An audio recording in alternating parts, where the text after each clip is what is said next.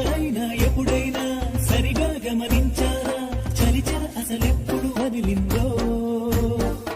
అణువణువు మురిసేలా చిగురాసలు మెరిసేలా తొలిసెగుణం ఎప్పుడు ఎదురైందో